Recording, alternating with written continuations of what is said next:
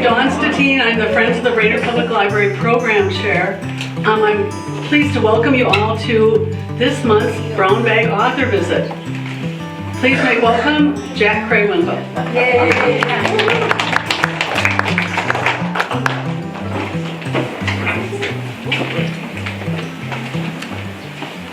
Yeah, I'm the author of this book, North of Highway 2.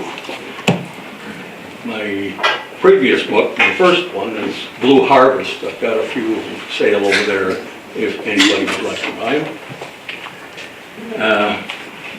This book, North of Highway 2, is a collection of short stories. Some of them are based on real events that happened.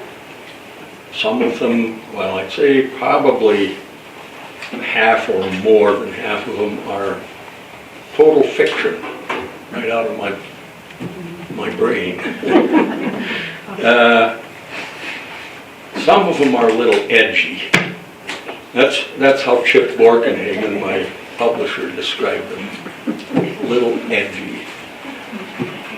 But he said that's okay. I'm trusting that you people won't mind an edgy story now and then. Chip and his wife, Jean, they are River Place Press. They're the publishers of the book. And they were an extreme help to me during the whole process of getting this book published. I recommend them to anybody who wants to write. They do a good job. Let's see. I guess it's time for me to read a little bit from the book.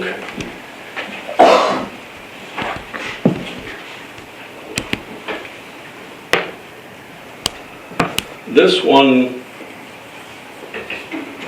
is entitled, Why I'm Not Going to Church with Koski Anymore. Well, it's been a few years now, and I guess I've changed some myself. I suppose it's safe to say that time works its way on a guy. So does marriage. None of us is what we once were, and I guess change is a good thing, isn't it? But not for my old friend Koski. Anyway, even after I got married, my old buddy Koski was still after me to go out with him and the boys after work, or to go bowling, fishing, hunting, just like the old days before I got married and all. Well, my wife knew Koski too, and she didn't like me doing any of that stuff anymore. So I'd been leading a pretty quiet life. She's the one that got me going to church again. Oh yeah, I already said that. It probably was working out pretty well for me too, for the most part, I guess. So anyway, it was late September a while back, maybe early October, and the kids had been back at school for several weeks. The kids were going to put on a special program at church this one Sunday, after which they were getting their own Bibles presented to them for studying up on Jesus at Sunday school. Special occasion, That Sunday morning, Margaret, that's my wife, was up early getting the kids all cleaned up. The service didn't start for almost 2 hours, and I wasn't ready because we've only got one bathroom. Anyway, Margaret says, we got to be there early to rehearse the program. You'll just have to call and find a ride to work or to church or else. Well, being a nice fall day and since my presence wasn't needed, I politely suggested I'd just skip church this Sunday. Margaret stopped on her way out the door and took a couple steps toward me with that look in her eye, and right away I knew I was wrong for saying that. She had a way of turning her head to the side just a bit while looking right at me. That meant she was about to tell me something important. She says, with the kids' program and Bible presentation, you'd better be there all right. And by the tone of her voice, I knew if I didn't show up, home life for me would come as time served in purgatory for the near future.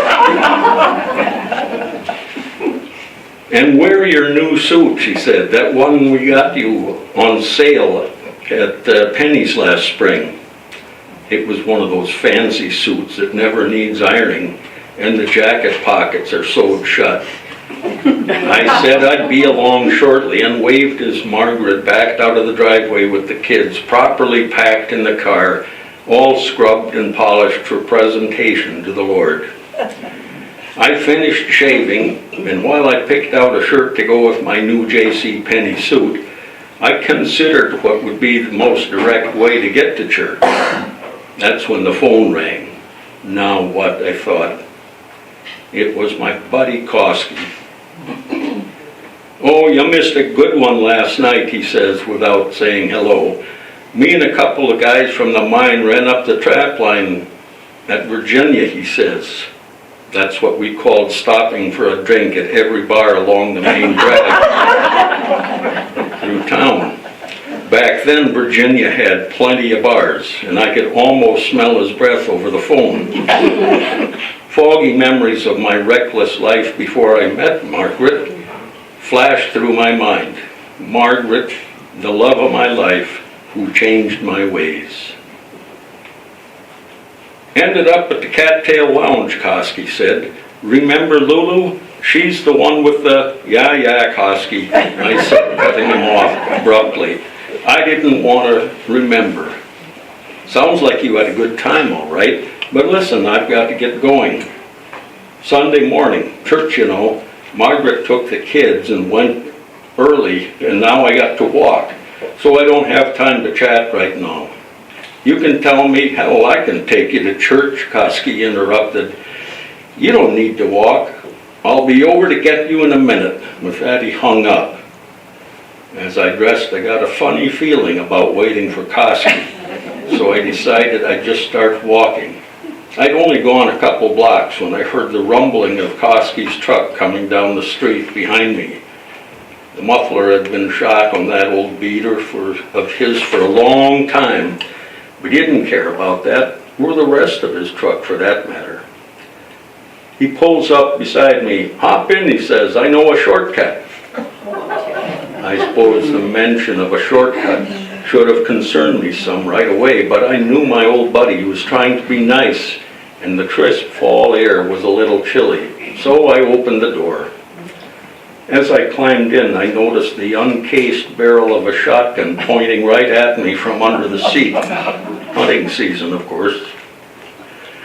Koski headed down the street and took a left where I didn't expect, on a street which leads out of the neighborhood and out of town. "I'll take you around town this way," he says with a grin, "and come back on the main highway. That way we avoid downtown and all the traffic." It was not a shortcut.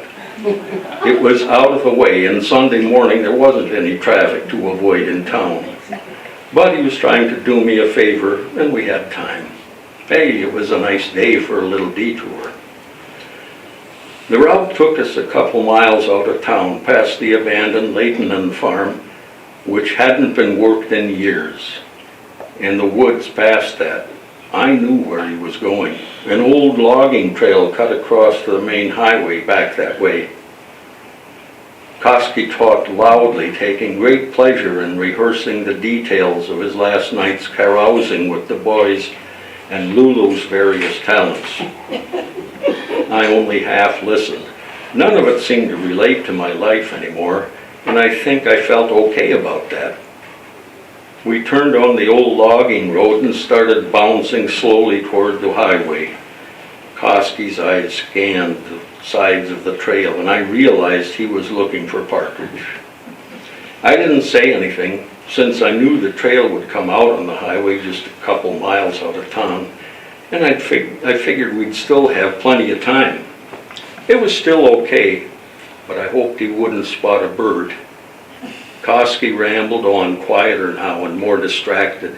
He talked about work at the mine and how he'd probably be laid off again for the winter. I didn't pay much attention. What with church, or I should say Margaret's last words in my mind. Suddenly, without warning, Koski drives the truck off to the side of the trail and stomps on the brake.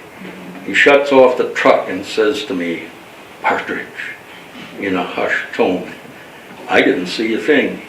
He slowly opens his door and pulls out his rusty, trusty old 20 gauge from under the seat.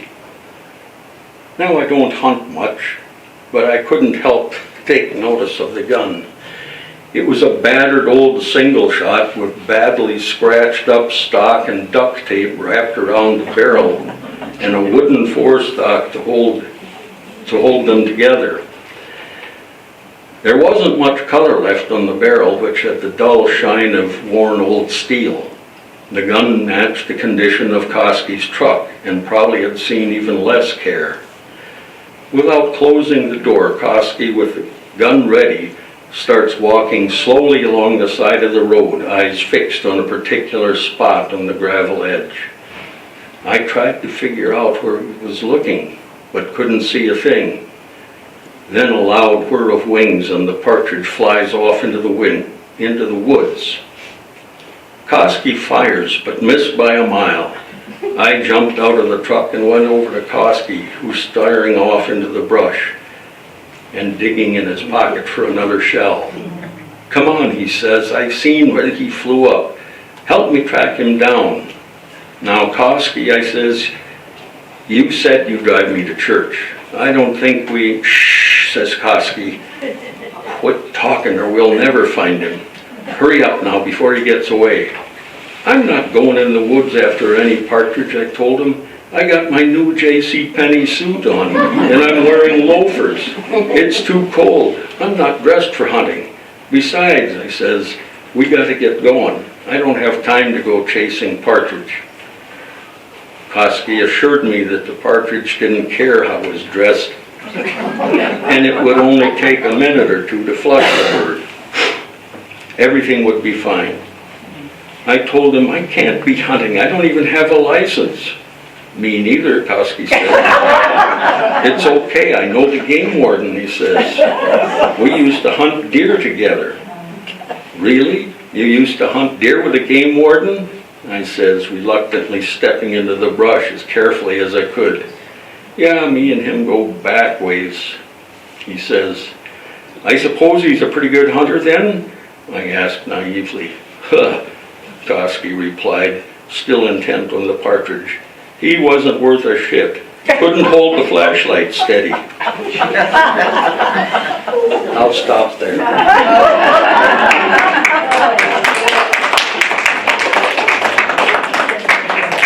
Do you want to hear more or a different story?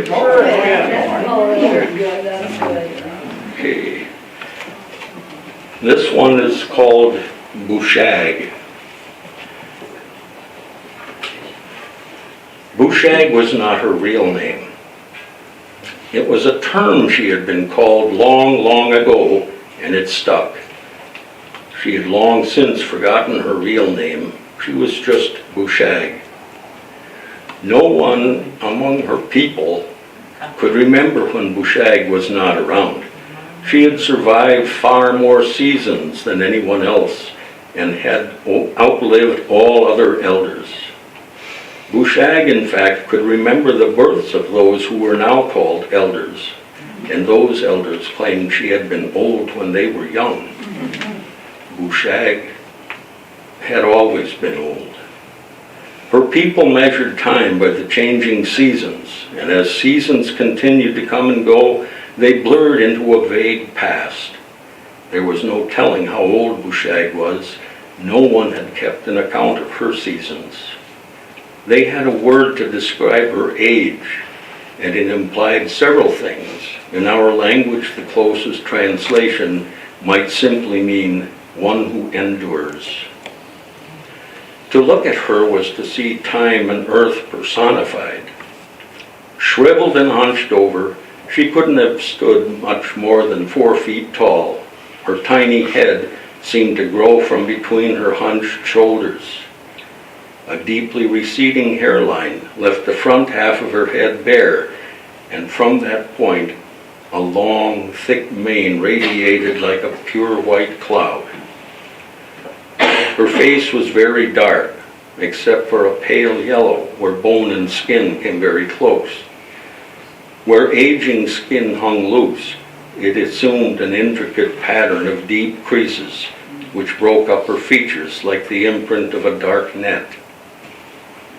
From under a heavy brow, yellowed eyes retained the flickering light reflected from countless fires. Her wrinkled nose sagged nearly flat over the deepest crease on her face, which sank into a toothless mouth. A tattered, dirty deerskin robe hung from her shrunken, bony frame, and mukluks covered her bowed legs and feet year-round. Her only adornment was a necklace of caribou teeth. Most of the time, Shag stayed alone in her little birch bark hut, sitting on a pile of old caribou hides, keeping regular hours by night or day. She would alternate between sleep and meditation, puttering with some small animal bones, gathering roots and herbs for medicine, or preparing broth or gruel, which was about all she could eat. Sometimes she sang strange songs or chants in a thin, crackly voice, like dry leaves rustling in the winter wind, using words that many of her people had never heard.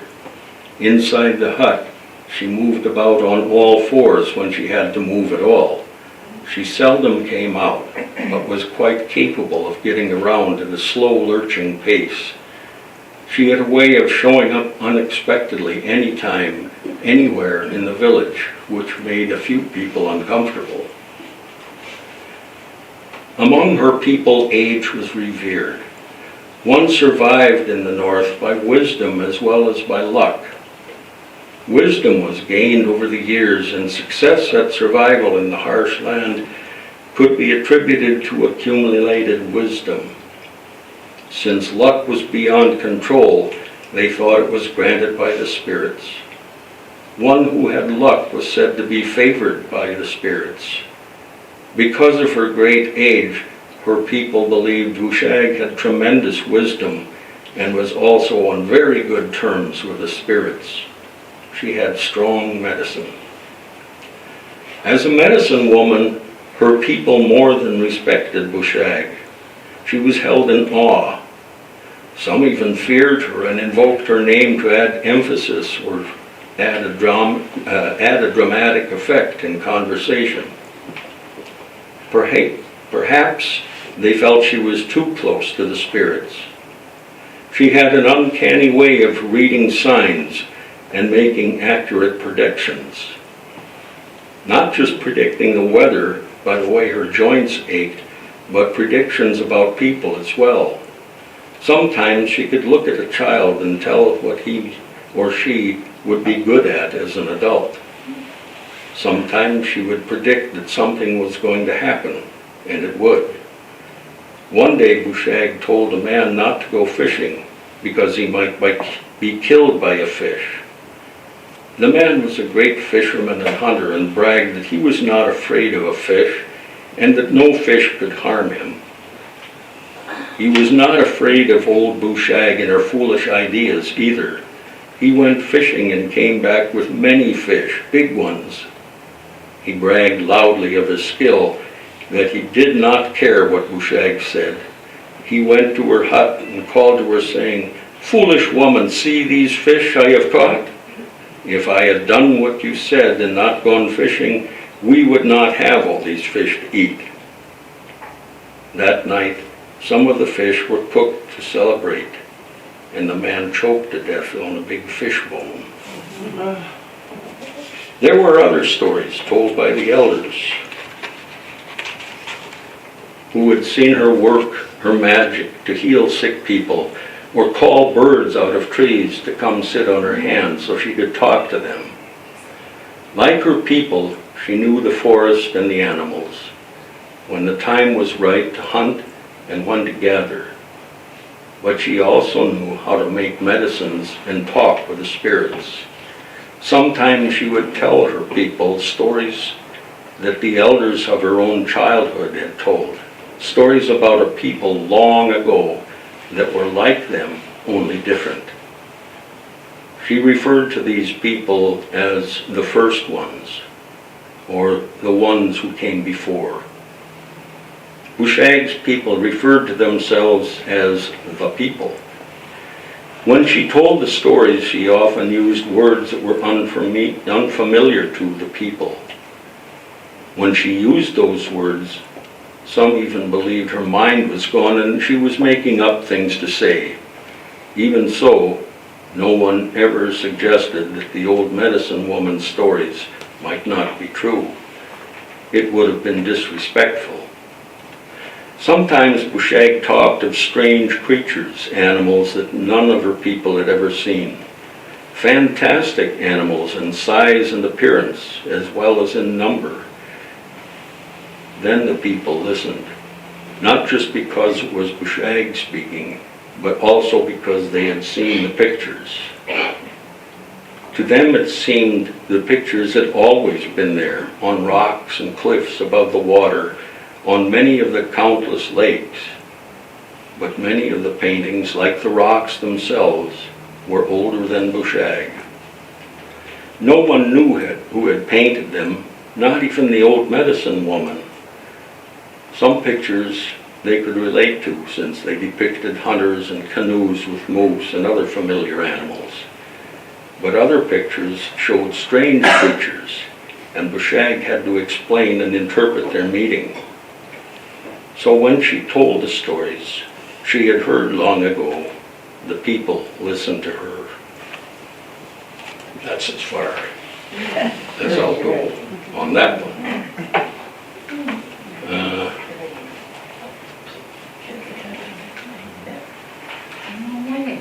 What else can do you want me to read anymore? Or? Yeah. Jack, can I ask a question about that one? Yeah. Your description of the physical attributes of Bushag was phenomenal. And I wondered if you knew a person like her, if you looked at a picture, or if it was just your mind, or how could you describe someone as beautifully as you did of that person? The inspiration came from a book by H. Rider Haggard from, I think, back in the 30s, I don't know. The book was King Solomon's Mines. If you've ever read it or heard of it, it's an older book. But there was an old witch doctor lady in that book. What was her name again? I can't remember, but it was... Anyway, that's where I got the idea. And then... What does Bushag mean? If you look at it and break it a different way, I took the words bush hag and joined them together. You have a question? How long does it take you to write a book like that? A story like that, or the whole The whole book? book, yeah. This whole book was over many years. I don't know. Okay. I don't punch a clock. And do you sit down and write for so many hours a day, or? I probably should, because that's what a lot of real writers do. But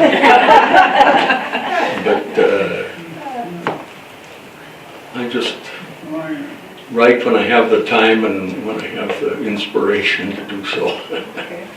When you write your short stories, do you, I guess, like, does the inspiration kind of come all at once, or are you able to break it up and do, like, come back to it a week later and continue where you left off, or you kind of have to get it all out at once? Yeah, I can walk away from the rest, especially if I get to a point in the story where I don't know what's going to happen next. And sometimes it takes me a while to kind of figure that out. Sometimes I know what's going to happen, but I have to stop. Okay, so his dinner's ready. But yeah, I just work on it. when I can. Could you work on one short story and then jump to another, or did you finish one before? you No, I started? always do them one at a time, Okay. one at a time.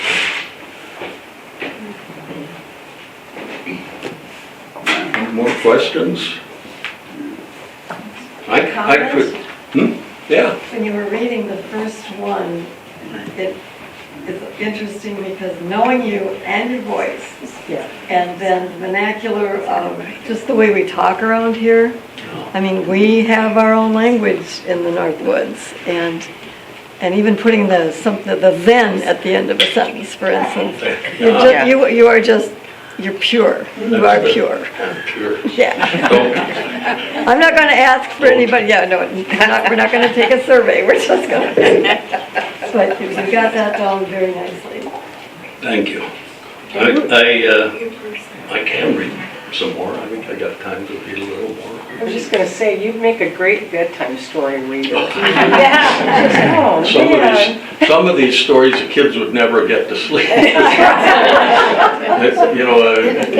Those are the edgy ones. So of the two that you read to us, were either of them based on real incidents? Going to church with Koski is, but it's later in the story that is the story that's told. Happened to a couple friends of mine from up in the Iron Range.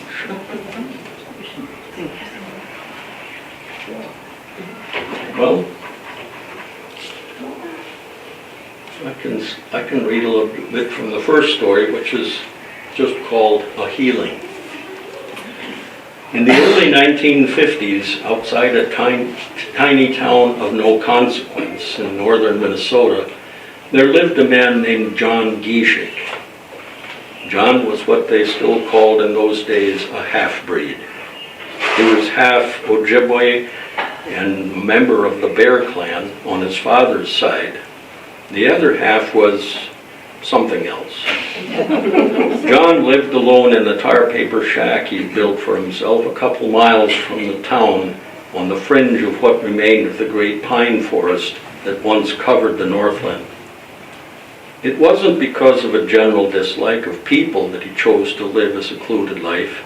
He was simply a shy, quiet man, accustomed to being by himself.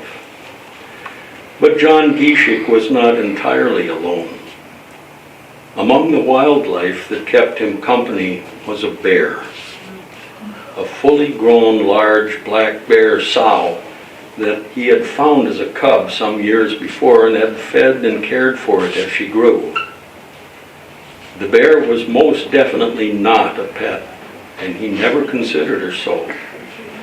She did not live in John's shack with him and was, for all intents, as wild as any other bear. Being a wild creature, she was not cuddly and didn't smell particularly good, and did all the things that bears normally do. Once she was fully grown, John had few opportunities to actually touch the bear, no petting or stroking as with a dog. He did, on a few occasions, help the bear by pulling ticks from above her tail where she could not reach. John tossed these to the bear, who promptly ate them. He never named the bear. He simply called her Makwa, the Ojibwe word for bear. He didn't own the bear or have any claim to her or any animal, so he felt he had no right to name her. She was simply Makwa. The bear came and went on her own, a completely independent creature, and being a bear, she would have been difficult to control even if John had wanted to. Makwa lived and roamed freely in the woods behind John's home and had raised several cubs. It was a unique relationship, to be sure. So Makwa came and went as she pleased, and John might not see her for weeks at a time. Then she might hang around his place for several days before disappearing again for a while. John liked to feed the bear when she visited and always gave her scraps, a few apples, or leftover produce from his garden when he could spare to do so. They had a mutual respect for each other, and there were boundaries they did not cross. It was a relationship they both seemed committed to preserving, and it had worked for a number of years. Living alone and somewhat secluded, it was easy to keep his association with the bear a very private one. John told no one about the bear, since he wanted to keep it that way. If people knew, they'd come and see the man with the pet bear and make a circus of the relationship. He was certain they would destroy the bond and perhaps the bear as well, and John certainly didn't want that. As a member of the Ojibwe bear clan, John felt the bear was like a relative, and he had come to deeply appreciate his rapport with Muckwa. John Gishik was a man of simple means and quite satisfied with what little he had. He wasn't really sure when he was born, didn't really know how old he was. A sizable garden and a few chickens provided most of his food, though he would take a deer occasionally if he needed meat. He was a skilled hunter, but not above poaching. In addition, John worked on and off at a nearby sawmill to make ends meet. If there was something he needed to buy, he walked or hitched a ride into town. But the sawmill job had come to an abrupt end one spring when John collapsed at work from a sudden dizzying headache that caused him to nearly fall into the pass of the saw. He had a few similar spells prior to that, but didn't think much about them until that day at the sawmill. John explained to the foreman that he was getting headaches and sometimes they made him dizzy, but this was the first time he'd collapsed from an episode. The foreman knew John didn't drink, so that wasn't the problem.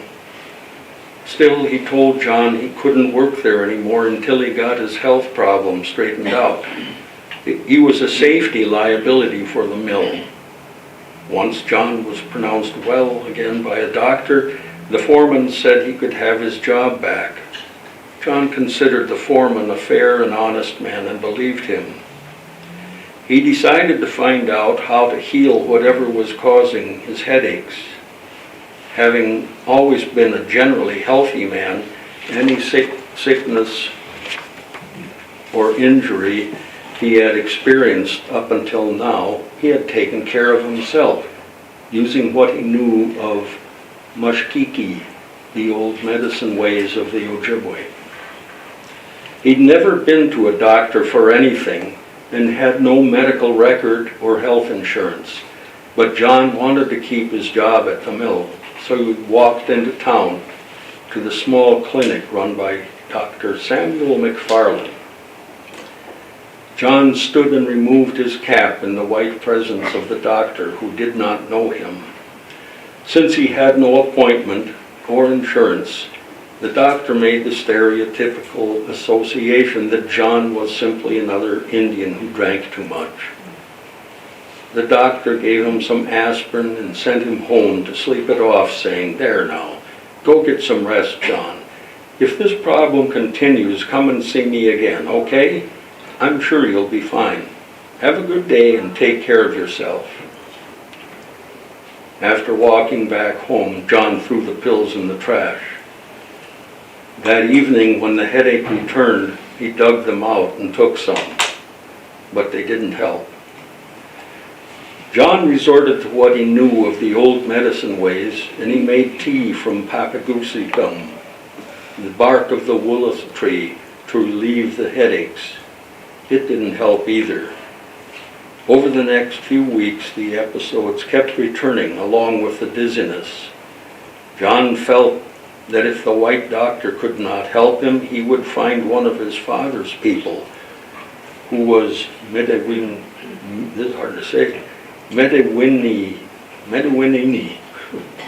close as I can come. A spiritual healer or priest who might be able to help him. For that, he would have to go to the reservation. With that decision made, the next morning John put a few things for the trip into his worn old Duluth pack and hitchhiked his way to the Leech Lake Reservation to seek out a Midday.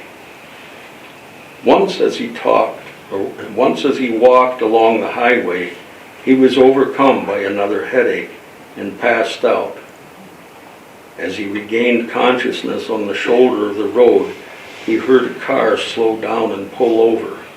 After a look at him lying there, the car sped off again. Eventually, he made it into the little town of Cass Lake at the northern edge of the reservation and began making inquiries among the local Ojibwe as to where he might find one who was Midday. He was directed to an old woman, a Cree, who had come down from Canada. She sat smoking a pipe and wrapped in a red plaid blanket. Only her head, topped with wild white hair, protruded. Her dark skin was deeply wrinkled around her squinty eyes and the puckered little mouth. When she opened her mouth to speak, she didn't show an opposing pair of teeth. John stood a while in respectful silence before her. "What do you want with me?" the old Cree woman demanded. "Aneen." Aneen is a greeting. "Aneen, grandmother," John said politely. "I'm told you are Midday, and I have come because I wish to be healed." "What does that mean?" asked the old Cree. "I have headaches, bad headaches. They make me very sick." She studied him skeptically and noticed he was not full Indian, not from the reservation. "Who are you?" she asked. "I am John Gishik. My father was of the Bear Clan." "What do you know of the old ways?" she inquired skeptically. "Some," he said, "a little." "Come here to me," said the old woman. "Now give me your head." As he bowed before her, John could feel her gnarled hands take hold of his head, and she began to sing or chant softly to herself in her Cree tongue. She held his head this way for several minutes, then was silent. Finally she dropped her hands, and John stood back upright. "The sickness is very strong in you," she said. "But the healing you seek will come. You know it. You will know it when you see it. I cannot provide it. In the meantime, boil papagusium, the willow tree bark, to make tea. It could help you." Then the old Cree woman said, "You say you are Bear Clan? You know the bear is a healer." John nodded. "My father told me so," he said. She nodded, then turned away from him, saying, "That is all I have to tell you. You should go now." Miigwech Nakomi. "Thank you, grandmother," John said.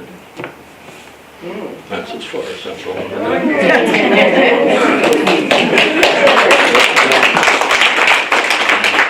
What time is it?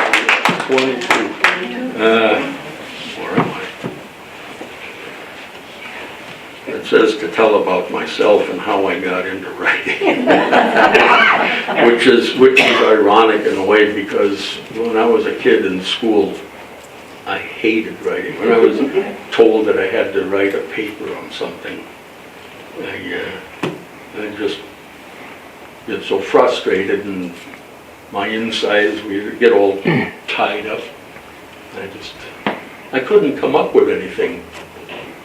How far north of Highway 2 did you live growing up then? Not far. For the town I lived in when I graduated from high school was right on Highway 2. But I've been up North Highway 2 many times. Too many to count. Highway 2, incidentally, when we lived in the cities, people down there considered northern Minnesota as anything north of Anoka. And the people up in northern Minnesota, they consider Highway 2 kind of a line of demarcation. And Highway 2 runs from Duluth westward to Grand Forks. It actually runs both directions to both coasts. But in Minnesota, it's a line, and if you're from up there, that's considered northern Minnesota. You got northern, central, and southern, so makes sense. Now, where was I? Jack, growing up, how much interaction did you have with Native people and ideas? Because you've got a couple stories here where you're using this. Very little. Very little. But I always liked the Indian culture, and when we played cowboys and Indians, I always wanted to be an Indian. Lucky I didn't get shot or something.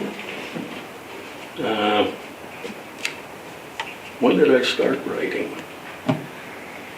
Went to Bemidji State. Back then it was Bemidji State College, not a university.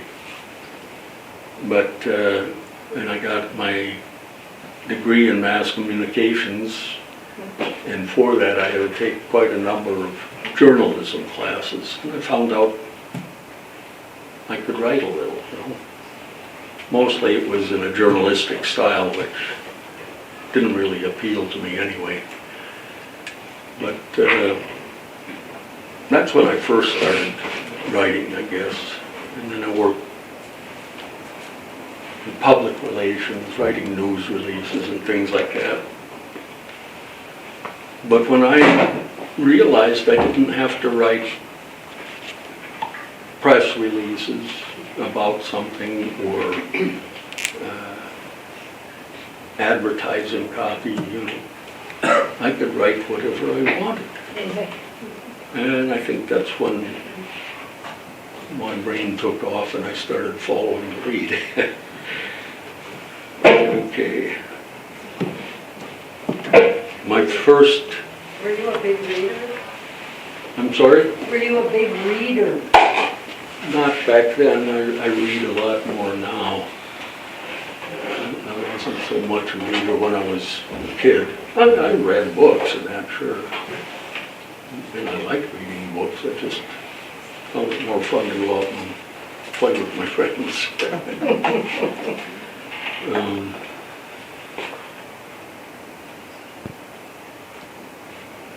When I got started writing, it was back, we belonged to a church in Plymouth, and they had a youth group there. And the kids every summer, they'd go up to the Boundary Waters. And the youth director at the church, because he knew I had a lot of experience up there, he asked me if I would come along and be like another chaperone. So I said, sure.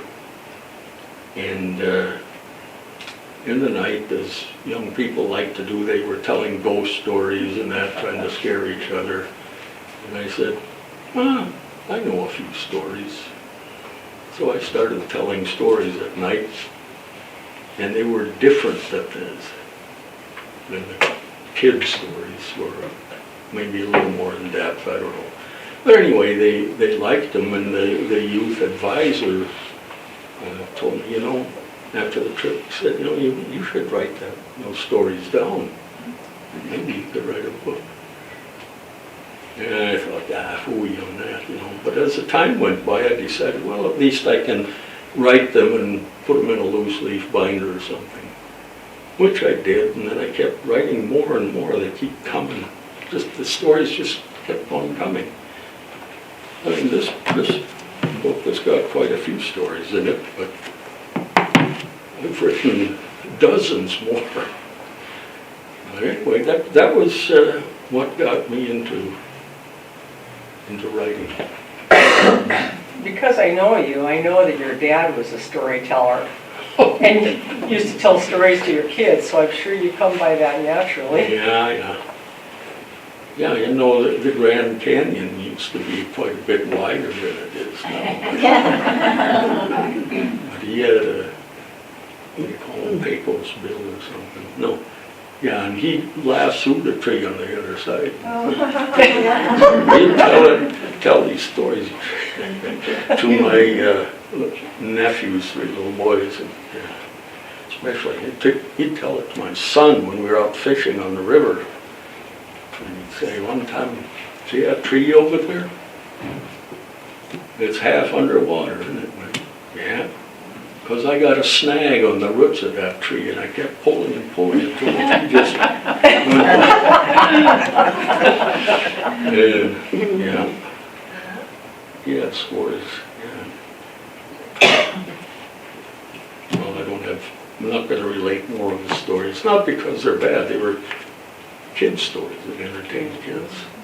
Maybe that's what I got my writing, ideas and that from him. He had another hero called Snaggletooth. It was Buck Snort McGee and Snaggletooth. Snaggletooth was a big grizzly bear, bad one. And so anyway, he's out one time in the mountains and old Snaggletooth showed up and he saw him and he charged, and Buck Snort McGee reached down his mouth and caught his tail and pulled him inside out so he was running the other way. Well, that's what my nephews like. They were just little guys, All right. Okay. Have you written anything before your 2 published books? Short stories or other articles? Yeah, I've written a lot of short stories, a lot of essays, a lot of things that Some poetry. And you wrote the book, Losing Mother. Oh yeah, that was, my mother died of Alzheimer's and I wrote a book of poems about that. Yeah. What's your other book on the table about? Blue Harvest, that was my first published book. That's, it takes place during the Depression, just prior to World War II. And it's about a bachelor farmer back then, a Norwegian bachelor farmer.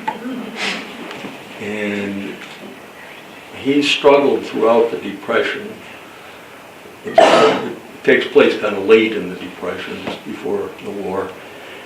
And he's mortgaged his farm in order to survive. And he's close to paying it off, but he's got no money. He needs to grow another, hopefully a cash crop, where he can make some good profit on it. He talks to a friend who says, really what you need to grow is flax. That sells for over twice as what wheat was selling at the time. And he says, okay, but I don't have the equipment. And he says, I do. The friend says, I do. I've got the screens and that.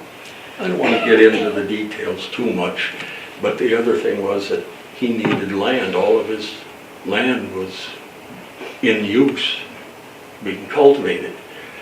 So he thinks and he thinks about it and is kind of frustrated, and nobody he knows has got any land. And then it dawns on him, down the road by the church, there's a farm, and a widow woman lives there, and she's got fallow land. Since her husband died, she doesn't do the farming. Sometimes she rents it out, but she doesn't farm it. He said, I'm going to go talk to her. And he does. And at first she tells him no. I don't know know if I should go on with it. But it took place in the 30s during the Depression, which is a fascinating time for me to write about because, well, maybe the old gangster movies and that, I liked that stuff when I was a kid. Jack, all of you would thoroughly enjoy that book. Blue Harvest is absolutely wonderful. But if you have a Scandinavian background, it's even more enjoyable because it will remind you of all of your Scandinavian relatives. It's a beautiful book. I just love it. One of my favorites. Thank you, Sharon. And the flax is blue, is it not? Yes, Yeah. when flax blooms, it's blue in color. It's beautiful.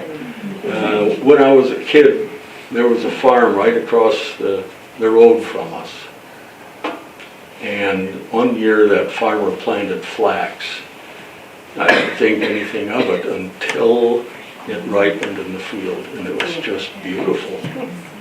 Very pretty shade of blue. Yeah, Joe? Wondering, especially for your short stories, especially with some of the different characters, you said you had been influenced by a book you had read, but do you do a lot of research? A lot of authors talk about research, or do you just basically it's just your own imagination, or? Yeah, I'm too lazy to do research. It just kind of falls out of my ear on the, and I just, I used to get into trouble when I was in grade school for daydreaming in class, not paying attention, and the teacher would report me to my parents and I'd catch hell. But nowadays, my daydreams pay off a lot more than elsewhere. Anybody else? Are you in the process of writing another book? I don't know. The stories don't come to me as often as they used to. I do have some pretty good ideas that I could, but it's not enough to publish another book like